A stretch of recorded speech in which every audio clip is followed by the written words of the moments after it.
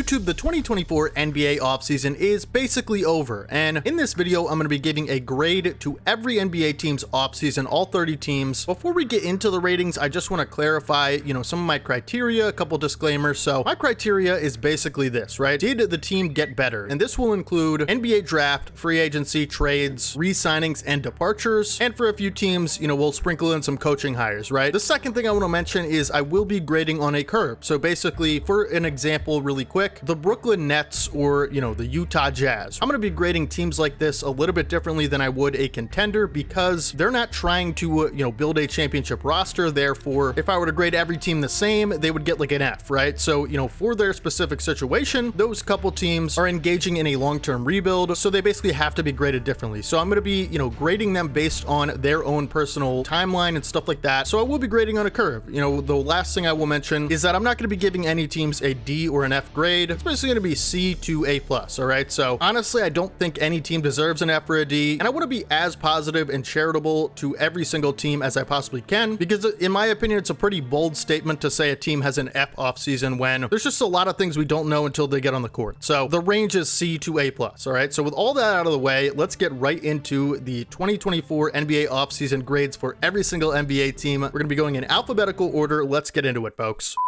And we're going to be starting with the Atlanta Hawks. For the Atlanta Hawks, I have a B+ grade. Again, to reiterate, I'm grading this team on a curve. They're not necessarily looking to put a top tier contender in the Eastern Conference on the floor next season. They're in some kind of a transitionary period, but I will say I do like their offseason. I think they got a little bit better. I think obviously you can point to the DeJounte Murray trade as the biggest thing. You could say, well, they got a ton worse in that regard, right? But I actually think, the fit with DeJounte Murray and Trae Young just wasn't working out. It wasn't going to work out. And so you move off of DeJounte Murray in hopes to optimize this team offensively and basically put the ball back in Trae Young's hands for the majority of the possessions throughout the season. I like this move a lot. I think DeJounte Murray is a great player. I think you got a good haul for him in the trade with the Pelicans. And, not to mention, basically winning the draft lottery, the NBA lottery in the 2024 NBA draft with the 9th best odds, by the way. Drafting high upside wing Zachary Reese-Sachet. I like the pick a lot. I think the Hawks have a talented, deep roster. You could say B+ is a little bit too favorable. I kind of disagree because, again, I think this year in particular for the Hawks is kind of an information gathering year, a data gathering season where you're going to learn a lot about maybe what this core could look like moving forward, all right? So you're not necessarily trying to contend. You're basically putting a bunch of talent on the floor, see how they fit together, and then you make decisions based on that. I like the offseason for the Hawks. I give it a B+.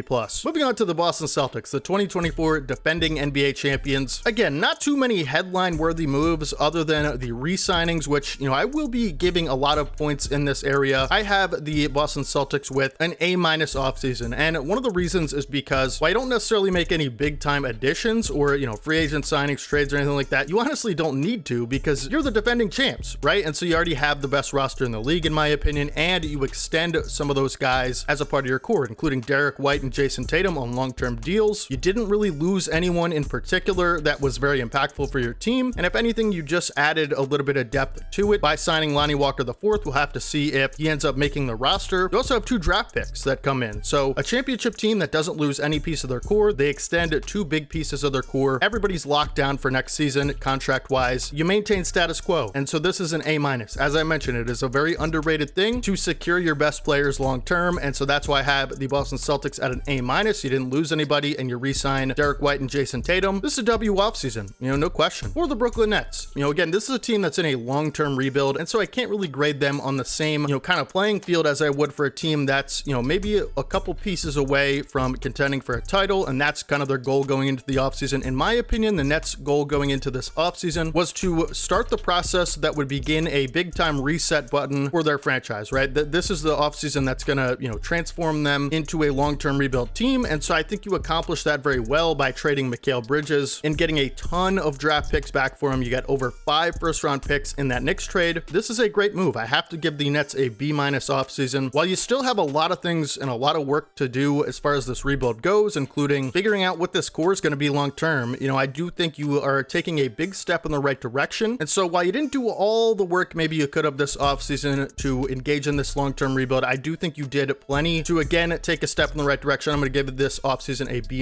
And if they honestly had any draft picks, they didn't draft anyone because they didn't have any picks, I would give it a, B+ or an A-, but a B- for me for the Brooklyn Nets. Moving on to the Charlotte Hornets. I I actually think the Charlotte Hornets have had a very underrated 2024 offseason. I'm going to give them an A-, for this video because, for one, you basically get a good value return on involving yourselves in the Klay Thompson trade with the Mavericks, and you end up getting Josh Green out of it, who is a good 3-and-D piece. I like the draft pick, Tajon Salon. I think he's going to be a good player in this league for a long time. Another team that's just trying to put all the pieces together. They have a good young core. You extend Miles Bridges, who's one of your best players. You lose some guys that weren't, a part of your future plans, including Davis Bertans, Reggie Jackson. You waive both of those guys. I like what the Hornets are doing, and I like their draft, and so I'm going to give them an A- for this offseason. For the Chicago Bulls, another very good reset butt hitting offseason for them. I'm going to have to give the Chicago Bulls a B+ grade. And, I could make it an A- if I really wanted to, but, the biggest things you do, obviously, trading Alex Caruso away for Josh Giddey, I think that's good value there. You go out and you get Jalen Smith. One of the bigger things happening is losing some of these veterans like DeMar DeRozan in a trade with the Kings. I think you get decent value back for him for a player that you weren't going to extend on a long-term deal, not a part of your future. Again, this is a transitionary team, not exactly engaging in a full,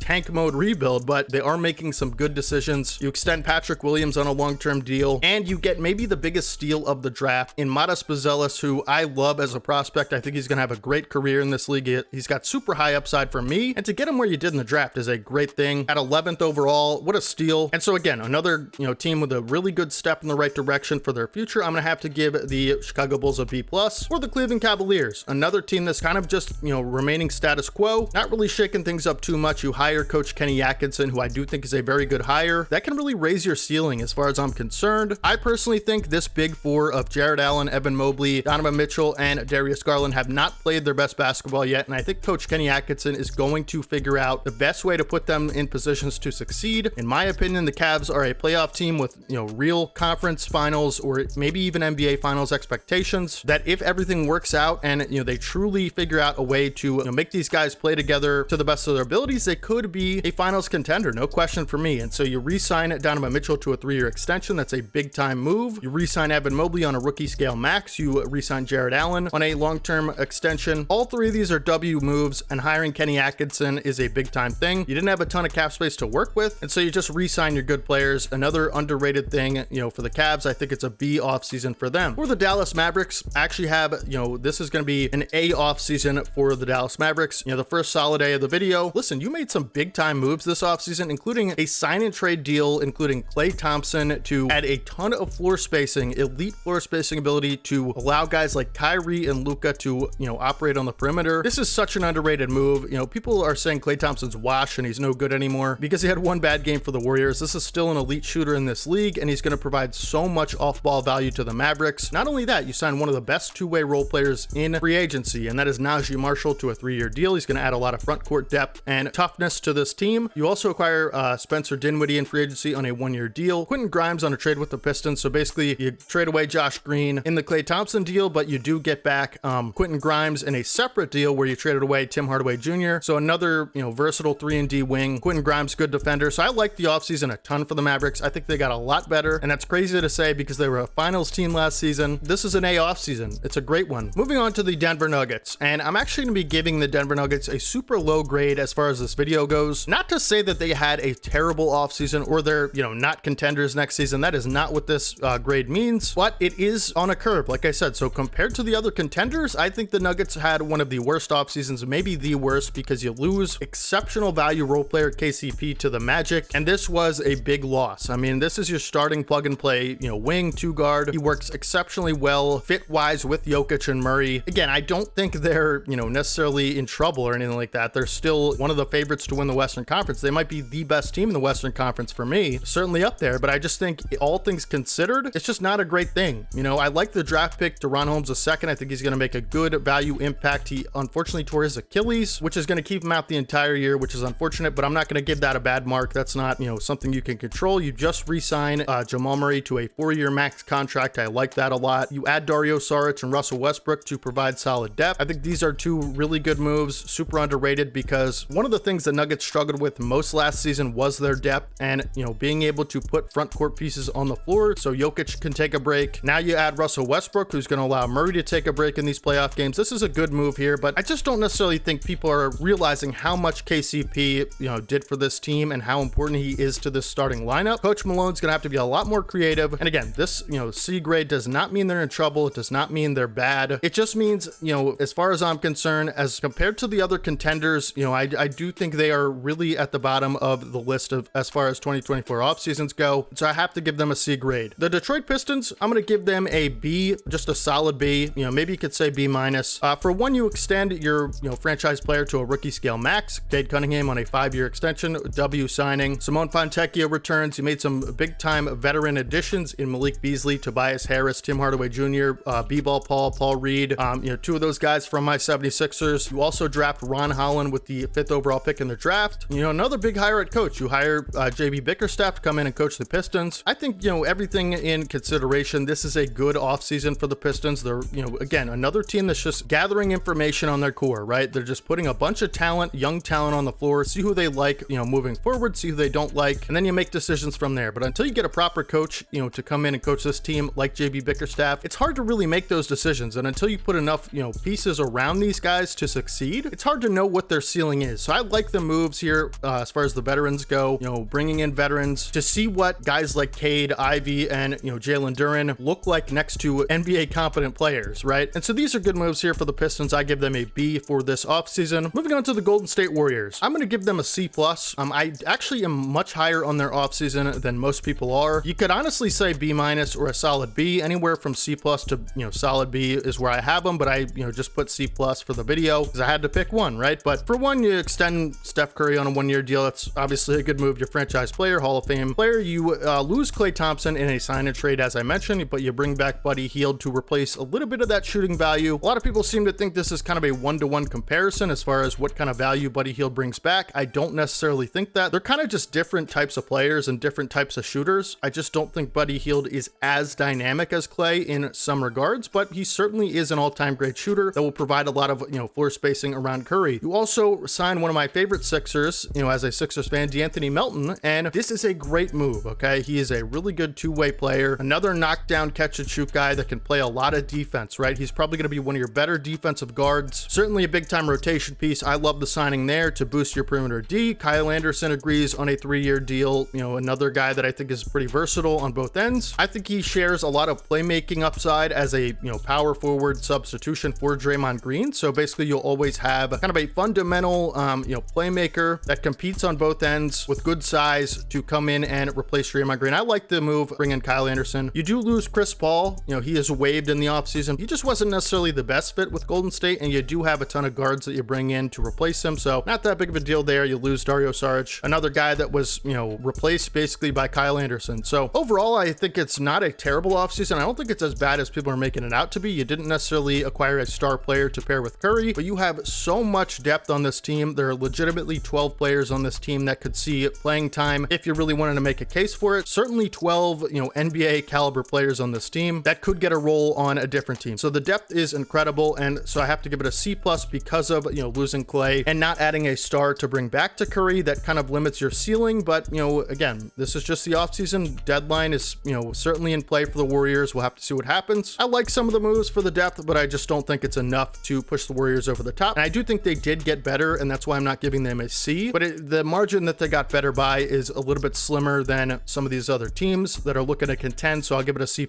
I'm going to be giving a B- to the Houston Rockets. While I don't think there was anything bad that happened, I only think there's positive moves to, look at for this offseason for the Houston Rockets, and they have a bright future. B- is, where I'm going to put them because, again, they're all good moves, but they're just not that many of them, right? It's kind of just a limited frame of reference here. So while you do select Reed Shepherd, who's I think going to be one of the best players in this draft, I think he is an excellent fit in Houston, and I love him as a player. You select him 3rd overall, another team that jumped up in the lottery just like the Hawks with, I believe, the 8th or 9th best overall odds. I can't remember, but they end up with the 3rd pick, select Reed Shepherd. That's obviously a big time booster for their offseason. You don't really make any additions though, and so you don't really need to with all the depth that you have, but you only basically acquire AJ Griffin. Just a good offseason, solid for the Rockets. Again, this is a team that doesn't really need to make any moves. They kind of already have all the pieces they need. As far as like development moving forward, this is kind of a rebuilding type of team. I do think that I'm really high on the Rockets personally. I think they have a really bright future ahead of them, up there with some of the best teams in the West as far as future goes. And so another year where you're basically, putting a bunch of talent on the floor, seeing what sticks, see what kind of players fit together and who you want to keep around long term. Maybe you make decisions based on that moving forward. You certainly can't keep all these guys within the next 5 years. Some of them have to go. But yeah, a good offseason, B- for me for the Houston Rockets. Nothing crazy, but nothing bad either. I don't think there's any bad moves this offseason for the Rockets. Moving on to the Indiana Pacers, back to the Eastern Conference here, folks. Another team that's, nothing too crazy happened this offseason, but a lot of good moves, right? Including re-signing Pascal Siakam, who you brought over from the Toronto Raptors last season to be a star pairing with Tyrese Halliburton, and re-signing him as a expiring contract unrestricted free agent is a big time deal. That really pushes them up to a B for me personally. They made 3 draft picks. I like Johnny Furphy a lot. You also extend guys like TJ McConnell on a long-term deal, Andrew Nembhard on a long-term deal, and Obi Toppin as well. You would go out and acquire a depth piece for the big man situation with James Wiseman. I like that move too. You really only lose Jalen Smith. So again, like nothing, crazy or top tier that they did this offseason, but I do have to give a ton of points for, re-signing Pascal Siakam. That was one of the big question marks for them going into the offseason, no question. Now for the Los Angeles Clippers, I actually am a lot higher on their offseason than most people, as demonstrated by the feedback on my Clippers deep dive video. People either think that the LA Clippers had a really good offseason or a terrible one that will ruin their franchise. I lean more towards the really good offseason personally. That's why I give them a B grade for this offseason. You re-sign James Harden on a 2-year deal. Obviously, you lose Paul George, right? That's going to be the big headline. That's going to be the big news. I couldn't be happier as a Sixers fan. While you do lose Paul George and miss out on him, he signs a max with the Sixers. You do add a ton, and I mean a ton, of versatile defensive depth pieces for this team to surround Kawhi Leonard and James Harden, right? So you extend Zubac and Harden. I like those moves. And you go out and you get a slew of free agents that are going to make a big impact on this team next season. Kevin Porter Jr., Derek Jones Jr., Chris Dunn, Nick Batum, and Mo Bamba. All good signings there. All give you a different, more playable depth lineup in the 2025 season. That was one of the big issues with the Clips last season for me, was the lack of versatility in, their entire rotation. They basically had a very short rotation and they were just missing a ton of skill sets, right? And so you add a bunch of athletes with good size and upside on both ends that complement Harden and Kawhi a little bit better than your role players last season. And so while you do lose Paul George, I think you gain the value back in a more different way with all these role players and depth, right? So I like the Clippers offseason a ton. I'm going to give it a B grade for this video. For the Los Angeles Lakers, another team people are like super low on, I'm going to give them a C+, all right? So I don't think it's a great offseason. I don't think it's a terrible offseason either. You could even honestly say a B- for this video. I'm going to give it a C+. I really like the Coach Redick hire. JJ Redick's going to make a great coach in this league, and I think he raises the ceiling big time on the Lakers. You also, re-sign LeBron James for a 2-year deal. That cannot be understated how important that was. There were rumors of him going to other places this offseason. He extends with the Lakers. Big time deal, right? Max Christie, another re-signing, 4 years. You lose Taurean Prince and Spencer Dinwiddie, but in the draft, you select Dalton Knecht and Bronny James. I love the Dalton Knecht pick. I think he's going to make a big time impact on this team as an off-ball shooter. We just know this historically. When you put shooters around LeBron and AD, they just play really well, right? So this is a big time high upside shooter in Dalton Knecht. I love the pick there. And as far as no additions, I know Lakers fans want like a ton of, big time names coming in and like they want a third star to pair with LeBron and AD. I just don't know like what the best thing to do there. Do you trade all your assets? Do you trade Austin Reeves and a bunch of picks to go out and get someone like Larry Markkinen? I mean, you can't now because of his extension. We'll get to later, but like, I just don't know if that's necessarily the best like fit with the Lakers roster the way it's currently constructed. I think you add a ton of, role players to this team that can step up in big moments. You already have a solid enough roster to, compete for a playoff spot and compete for a championship when it comes playoff time with 2 of the league's top 10 or so players in LeBron and AD. And I think people are really underestimating how much a good coach compared to someone like Darvin Ham can really elevate this team's ceiling in JJ Redick. I think he's going to be a much better coach than Darvin Ham, and we see teams all the time take a big leap with a new coach like the Golden State Warriors did with Steve Kerr. So at the end of the day, it's not a great offseason, but I don't think it's as bad as people are giving it credit for. I don't think the Lakers are in NBA purgatory or anything like that. I just think this just wasn't the right time to go out and make a big move, and maybe you see something like that at the deadline. We'll have to see. It's a C+ offseason for me personally. For the Memphis Grizzlies, I think the Memphis Grizzlies had a fine offseason, nothing too crazy. You address the center problem and select Zach Edey in the draft. I think this is a really good pick. I was super low on this pick, right after the draft. I've completely changed my opinion. I think it's a great draft pick to select Zach Edey. He's just going to provide a lot of size and interior presence for this team, something you've really missed since trading away Steven Adams. And so I think it's a good move, you know, drafting him. You also extend Luke Kennard on a 1-year deal. I think that's big for the Grizzlies, who have lacked a little bit of floor spacing. Another team that's just kind of like hoping to have a healthy season next year, and I think that's good enough for your offseason, like just getting everybody back healthy, everybody back motivated. And this is kind of a make or break year for some of these players, in my opinion, but you do have some high upside guys that are certainly still getting better, like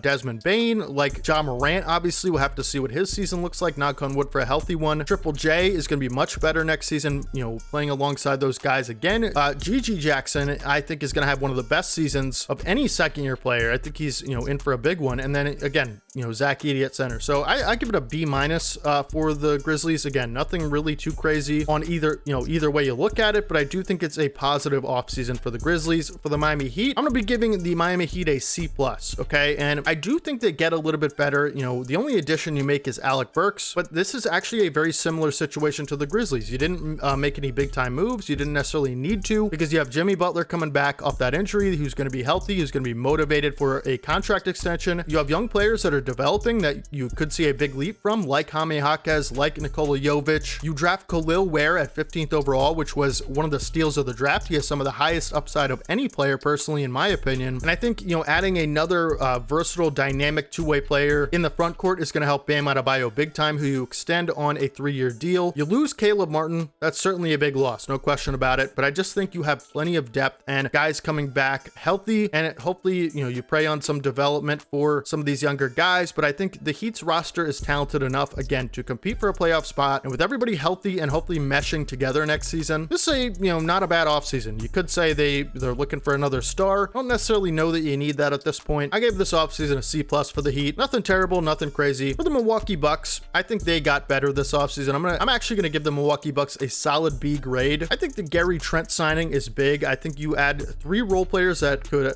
realistically get big rotation minutes and provide a lot of value on both ends, including Taurean Prince, who I think is a good 3-and-D wing, kind of a bigger wing, another guy that's, you know, super big for the position that you can add to the size and length of this team. DeLon Wright, a really good defensive guard to kind of replace Patrick Beverley, and then Gary Trent to replace Malik Beasley, who you lose in free agency to the Pistons. Gary Trent Jr. is going to be a much better fit, I think, for the Bucks next to Giannis and Dame. I think he's probably one of the better 2 guards on the free agent market, and you get him on a 1-year deal for good value, right? You also select 2 players that I think are super interesting with high upside. Those 2 players being AJ Johnson and Tyler Smith, 23rd overall and 33rd overall, respectively. I think AJ Johnson has big time upside as a shot creator from the wing moving forward. I think Tyler Smith has good athletic and, you know, skilled traits to become a good forward in this league. Certainly an improvement on this roster for 2025, and that's why I give it a solid B grade. For the Minnesota Timberwolves, you address a lot of big time needs in this offseason, including a primary, you know, secondary scoring ball handler in Rob Dillingham in the draft at 8th overall. You go out and you trade for the 8th overall pick made by the San Antonio Spurs, who select Rob Dillingham, who is one of the better perimeter shot creators in this draft. He's also a very crafty playmaker. He's a creative player. I think he makes a ton of sense on this team. I love the fit, and in my opinion, that was the biggest issue with Minnesota, so I'm going to give them an A-.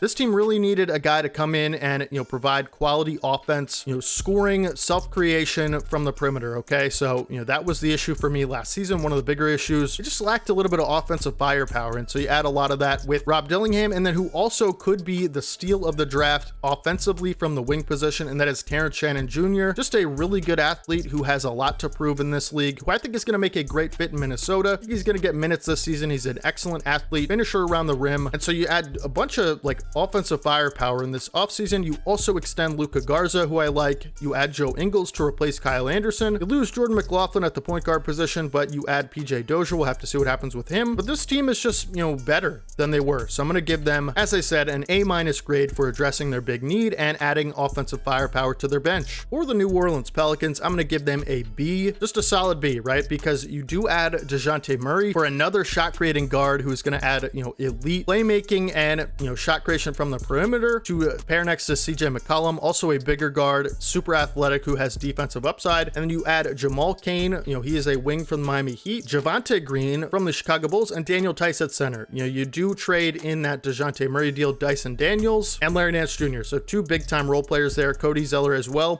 You know, your front court is looking super thin at this point. So that's why I have to give them only a solid B. You know, unfortunately with the Murray trade, I wish I'd give them an A, but I think there is a center issue on this team. You draft draft Yves Missy with the first round pick that you had, who, you know, hopefully will be your starting center. But I think Tice and Missy are kind of on the lower things as far as the Western Conference goes in like a center pairing. I don't necessarily think either of them are bad. I actually think Missy has really good defensive upside in his career. But I just think, you know, with all the talent on this team, it's loaded with talent. I expect them to be a playoff team next season. If they just had a really good quality starting center, they would be so much more dynamic in my opinion. And so I have to give them a B, because you lose all your front court depth really, and you add a rookie and, you know, a fringe backup center to replace them. But other than that, I love all the moves, and I think it's a good offseason. I'm going to give them a B for this offseason. The New York Knicks were very, very active this offseason, including trading for, again, Brooklyn Nets two-way versatile player, you know, Mikal Bridges. And you gave up a ton to get Mikal Bridges, and honestly, I think it's justified. He is going to make this team so dynamic from the wing position, along with OG Anunoby. I'm going to give the New York Knicks a solid A grade, okay? Listen, people are super low on the Knicks after losing Isaiah Hartenstein. I don't think that's necessarily warranted. You know, you extend Jalen Brunson to a long-term deal. You extend OG Anunoby. You bring in Mikal Bridges, Keita Bates-Diop, and Cameron Payne. I do think the center position is something, you know, probably their biggest weakness, right? Because you do have Mitchell Robinson. He's been a little bit injury prone. Can we rely on him to play big minutes for 82 games and the playoffs? I'm not so sure. You also do re-sign Precious Achiuwa, who is a, you know, decent enough backup five in my opinion. You also draft a center who is Ariel Hook-Porty, and you also have 3 other picks in this draft, including Bacom Dadier, Tyler Kolek, and Kevin McCullough Jr. I think all of these guys have high upside in their own right. And so I like the, you know, youth that is going to be transfused into this lineup. But this is one of the deeper teams. They're one of the more versatile teams on both ends, and they certainly have a lot of offense. With Julius Randle coming back from injury, with Jalen Brunson being a top 15 player in the league, I just think, you know, obviously the Hartenstein loss is big, but I just think people aren't giving enough credit to how good the Knicks are going to be next season. They were so close to the conference finals last year without their second best player healthy. A lot of their players weren't healthy, and now you bring them all back healthy and add another like all-star caliber two-way wing next to OG Anunoby. Like, this is just a scary matchup for any team in the East, including my Sixers. And so I have to give them an A. You could even say A+ on the higher side of things if you wanted to for the 2024 offseason. They are going to be so dangerous coming up in the playoffs next season. This is just one of the top tier off seasons in my opinion, despite Hartenstein leaving. No question about it. I believe this is actually going to be the first A+ offseason of this video, and that is the Oklahoma City Thunder. The rich just get richer, folks. They have an MVP runner-up last season. They have 2 young breakout stars on their hands in J-Dub and Chet Holmgren. They have great depth pieces, and they have all the draft picks in the league. They have their coach of the year. They had the 1 seed last season, and they're only going up from here, folks, because they add Isaiah Hartenstein in the offseason on a big-time deal. Listen, the biggest problem with this team last year was their rebounding, okay? And the rebounding, the interior presence, you know, they could have used a little bit more size down low in the paint. And so you could play Hartenstein with Chet Holmgren on the floor. You could play him without Chet Holmgren on the floor. It doesn't really matter. This is a great fit for this team. You also go out and trade for Alex Caruso, who provides some of the most elite tier perimeter defense in the entire league. You extend Isaiah Joe and Aaron Wiggins to your best role players on long-term deals, good value contracts as well. You select Nikola Topic with the 12th overall pick, who is currently dealing with an ACL injury. He should be plenty good enough as a playmaker when he comes back next season to replace all of that playmaking you lost with trading Josh Giddey for Alex Caruso. So not only do you address your biggest need on this team, which is the interior size, the rebounding, the offensive rebounding, getting pushed around in the paint with Isaiah Hartenstein, obviously a big time W signing there. You also basically form one of the most dynamic perimeter defense trios of any team in the league. You now have SGA, Lou Dort, Cason Wallace, and Alex Caruso to guard the perimeter. It's going to be a nightmare for any team that has good guards that they rely on to score the basketball. If you're playing against OKC, A+ offseason, obviously a top 3 offseason for me personally of any team, okay? W's in the comments for the Thunder. Your Orlando Magic, we have to give them an A, just a solid A, okay? I could maybe see a world where you say A+. Listen, they go out and they get maybe the second best free agent on the market who would end up signing with a different team. And KCP, you poach him from the Denver Nuggets and you address the biggest need on your team, okay? This team is going places in the future, folks. The Magic, nobody's really ready for how good they're going to be, in my opinion. And now you add one of the best snipers in the league from the outside off the catch, a 40+% three-point shooter on high volume, a great perimeter defender. He's just going to fit in so well with this lineup, provide 2-time championship experience for these young guys. Like, he's just going to fit so well. And so you bring in KCP on a 3-year deal. This move alone would be good enough to give the Magic a great grade, but then you go out and you extend some of your more important players like Mo Wagner, Franz Wagner, Jonathan Isaac, Gary Harris, and Goga Bitadze. Like, this is just such a great offseason for the Magic. I have to give it a solid A. You could even say A+ if you really wanted to. Moving on to my Philadelphia 76ers. Come on, man. What are we doing? A+, no question. You basically upgrade on Tobias Harris with Paul George. There was a ton of movement for the Sixers this offseason. They have almost an entirely new look roster around their two stars, Joel Embiid, Tyrese Maxey. Now you bring in a third star, Paul George. The biggest issue with the Sixers in my lifetime, but particularly with this, Maxey Embiid duo, it's just that wing star, right? We had it in Jimmy Butler. We let him go. The team hasn't really been the same or been able to recover since then. And so now we get that level of scorer off the perimeter, two-way player in Paul George, who just fits in seamlessly, in my opinion, on paper with Embiid and Maxey. You also add a ton of depth to this team, all right? So one of the biggest issues, again, during the Embiid era is a quality backup five-man that has enough size to be an interior force, and you bring in Andre Drummond, right? So that's taken care of. You have plenty of, veteran role players like Kyle Lowry, who extends on a one-year deal. There's still moves to be made because you give a balloon contract to KJ Martin, who could be traded by the deadline for a player like Dorian Finney-Smith, or someone on a $15 million contract. That could be something the Sixers are looking for. You extend the franchise Tyrese Maxey to a 5-year extension on a rookie max. You extend Kelly Oubre on a 2-year deal. You go out and you get Andre Drummond, Paul George, Eric Gordon, Caleb Martin, Reggie Jackson, and Gershon Yabusele, all in free agency. You draft Jared McCain with the 16th pick and Adem Bona, who is a quality third string 5 with the 41st overall pick. In my opinion, this could be me as a biased 76ers fan. I just think they had the best offseason of any team. I've never been more excited as a Sixers fan, and I have to give them an A+. I think either you could say they're second or third as far as any team's offseason goes. This team is just more complete than I've ever seen them, and we just, in my opinion, check all the boxes. You could say they need a power forward with a little bit more size. I could maybe agree with that point, but there's just so much depth and star power on this team at this point with a great coach in Nick Nurse. I'm going to give the Sixers an A+ comfortably, and put them as the best offseason as far as any team in the NBA. Let me know down in the comment section if you agree with my take. For the Phoenix Suns, I have an A- grade. I think the Phoenix Suns have had a very good offseason. Acquiring Tyus Jones in free agency, one of the best point guard free agents. He's going to add a lot of playmaking stability to this team. Low assist to turnover, historically great assist to turnover ratio for Tyus Jones. The Suns have really struggled with turnovers, having their primary playmakers and ball handlers be, Bradley Beal and Devin Booker, who honestly did a good enough job, I think, for their, personal ability last season. But adding a legit floor general in Tyus Jones is an excellent signing there. You also add another really good backup point guard in Monte Morris. So you basically secure the point guard position here in the draft. This is a great thing for the Phoenix Suns. It is a big need of theirs. And while you lose a guy like Eric Gordon, Drew Eubanks, David Roddy, these aren't massive losses considering everybody you brought in, including Mason Plumlee to play the backup 5. You also extend Bol, Damian Lee, Josh Okogie, and Royce O'Neal. Royce O'Neal being the big extension. This was a great re-signing for them. The Suns have lacked a little bit of perimeter defense and just kind of versatile defenders in general. Royce O'Neal made a big time upgrade to them last season after the deadline, after they picked him up. So this is a good extension here on a good contract. And then in the draft, you get maybe the best perimeter defender in the draft in Ryan Dunn, who you select with the 28th overall pick. You also select Oso Ighodaro, a big man with a lot of playmaking upside at the center position. He's certainly an intriguing prospect, but again, Ryan Dunn, a really great draft pick. So you address a couple of needs,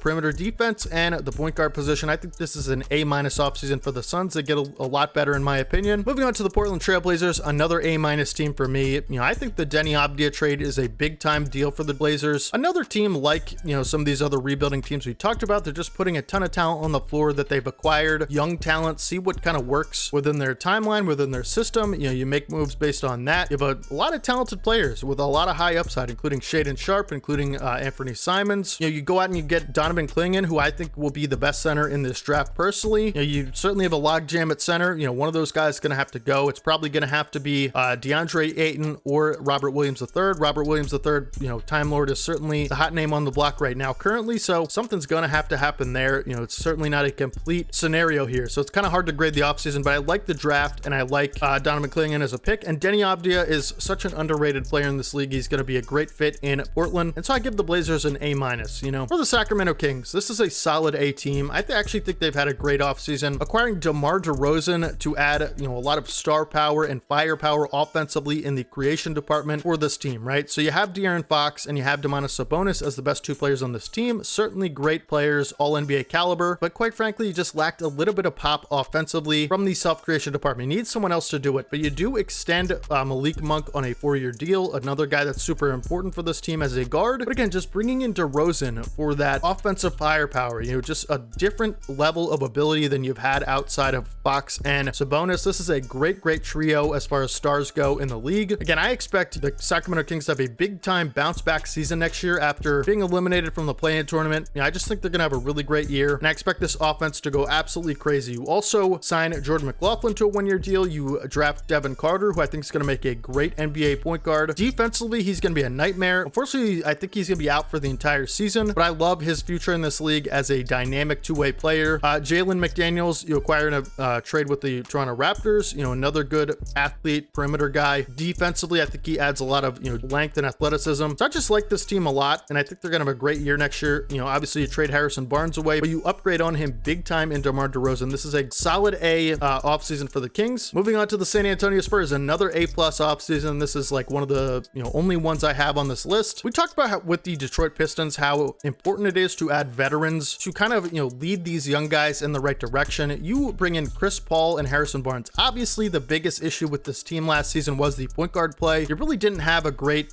starting caliber point guard. Trey Jones is good, but I think he's best utilized as a six-man type of playmaker. Harrison Barnes, you acquire in the deal with the Kings. He's just going to come in and provide solid perimeter spacing at the forward position. He's kind of a really good efficient type of scorer with some self-creation ability. Chris Paul, another big time addition, right? This is one of the bigger free agents. You get him on a one-year deal to be that point guard. He's going to have a great pairing with Wemby. Obviously Chris Paul, CP3 being one of the smarter players of all time, as far as basketball IQ goes, he's going to be a big time fit in Coach Popovich's system. You also have a fantastic draft selecting Stephon Castle 4th overall, who again, I think Stephon Castle has some of the best upside of any player in the entire draft, certainly of the guards. I mean, he is a defensive monster at the point guard position. I think he needs to work on his jump shot a little bit, but as far as that goes, if he can, provide quality enough spacing, like just around league average spacing on kind of lower volume, he's a finishing monster in the paint. He's just a freak finisher, freak athlete, big frame to him, excellent perimeter defender, lockdown, all NBA caliber defender, in my opinion, moving forward in his career. And so this is an A+ offseason. You're progressing the right way. When you have a guy like Victor Wembanyama, a generational talent, I believe the Spurs have done everything they could this offseason to maximize his second year and move in the right direction for his future. A+ offseason for the Spurs. For the Toronto Raptors, I'm gonna have a B- offseason here. I think they had a decent enough one. You select Jacoby Walter. I like the pick. I like Walter a lot. I think he's a good effort guy on both ends. I think he's gonna make a good fit in Toronto, the type of player they like. You also extend two of your best players, Scotty Barnes, to a 5-year max extension. Obviously a W, re-signing. This is your franchise player moving forward. He's just one of the more versatile, dynamic players in the league. I expect, many all-star selections for him to come in the Eastern Conference. Talk about a Swiss Army knife. I mean, he is it, right? On both ends of the floor. And then Emmanuel Quickley on a 5-year deal worth over $170 million. People are clowning on this contract saying,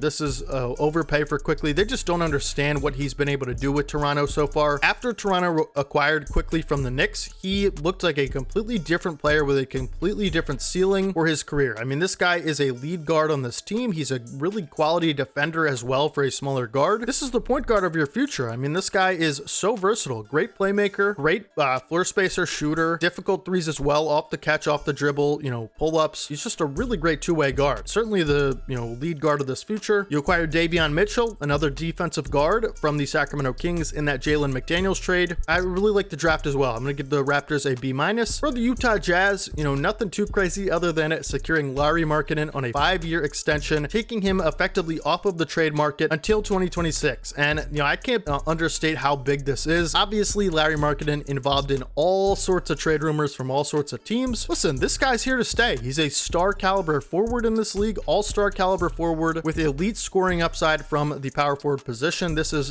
certainly the best player in your team next season. And I would imagine a player you're going to build around moving forward. Another team in the Utah Jazz that have a ton of assets in the Western Conference as far as draft picks and young talent. And they're just throwing a lot of guys out there, seeing who, fits the timeline of this team, fits the core, like some of these other rebuilding teams we talked about. I think it's a good offseason for the Jazz. I give it an A-. You also select Cody Williams in the draft, one of my favorite players of the draft. He's gonna have a big role in this team, probably your starting wing. I just love, I love all the moves the Jazz have made, really, I do. And the last team, I'm gonna give a solid A to the Washington Wizards. We've criticized the Wizards now as NBA fans for a long time for not engaging in a rebuild process. They certainly hit the reset button here as far as the rebuild, all right? So they trade away Denny Abdia, they get back a couple draft picks, including Bub Carrington, who is another great shot creator from the guard position. Certainly is going to be in line for that guard of the future role on this team. You also select Alexander Sarr with the 2nd overall pick, one of the most versatile defensive prospects we've seen other than Victor Wembanyama in a long time. Another French big man who's over 7 foot, who has, you know, elite defensive potential. Let me just say this about Risa Shea and Alex Sarr. People are already calling them busts, which I think is absolutely wild to me, that you could call someone a bust without even seeing them play an NBA game yet. Listen, we're not drafting Alex Sarr for the Wizards, you know, to be rookie of the year. We're not drafting him to be a 20-10 guy. We're drafting the player he will be in 5 years, okay? And I think personally he's going to be in line for all defense teams in 5 years from now. He's going to be a double-double guy with really good shot creating, floor spacing, and playmaking potential, all right? So this is a versatile two-way player that has some of the most elite upside for any big man physically and athletically in the entire league. You also add Sadiq Bey in free agency, who I think is a good floor spacing wing. I'm losing my voice here, I apologize. Malcolm Brogdon, who is involved in the Denny Avdija trade with the Blazers, and then Jonas Valanciunas signs on a 3-year deal. You know, definitely an above average center. I think, you know, he's going to make a good pairing with Sarr in the front court. You lose Tyus Jones, you know, but I just overall I like the direction the Wizards are going in with Bub Carrington, who's going to make, you know, one of the best splashes of any offensive player as far as this rookie class goes in this league. Alex Sarr, you know, a great defensive prospect who has all defense potential in the future. Certainly one of the highest upside guys in the draft, no question. And that goes for both ends of the floor. And so you're starting to see some of the pieces get put together here in Washington. And I just love the moves they made. I love the direction they're going in. This is a W offseason A to round out this list. And so those are the offseason grades, man. Hopefully you guys enjoyed the video. You know, hopefully the format wasn't too crazy, wasn't throwing you for a loop. I'm not going to give any teams an F. I don't think any teams deserved an F. You know, nobody was really that bad in my opinion this offseason. I do think some of the contenders were a little bit lackluster in proactively making moves to, you know, pair their superstars with other superstars, kind of like the Golden State Warriors. You know, some teams like the Denver Nuggets like just kind of lost a big piece, but overall, you know, nothing was super awful as far as this offseason goes. I think everyone did, you know, good enough to at least say it wasn't like a disaster type of offseason, right? And so some of the better teams obviously being the Sixers, the Thunder, the Spurs for me, like the Mavericks, the Knicks, you know, just a lot of teams got better. And so hopefully you guys enjoyed the video. Make sure you guys let me know down in the comment section which team you disagree with my grade for. I'm sure there's going to be quite a few of them. You know, hopefully you guys did enjoy the video. Thank you guys for watching all the way to the end. Make sure you leave a like on the video. It helps new people find the video. And if you haven't already, make sure you guys subscribe to the channel. We upload NBA content just like this every single day on this channel. All things NBA every day. We're trying to do great things in this community, folks. I need your help to get there, so make sure you guys subscribe. Thank you guys for all the support. Again, leave a like, leave a comment, subscribe, and follow my Twitter, my Twitch. We're going to be streaming on Twitch very soon. Regular 2K streams over there on Twitch, twitch.tv/dehave. The link will be in the description, and I will catch you guys in the next one. Hopefully you guys have a fantastic rest of your day today, and hopefully you guys are excited for the NBA season as I am. I will see you guys tomorrow in the next video. This is your boy Dehave, and as always, peace.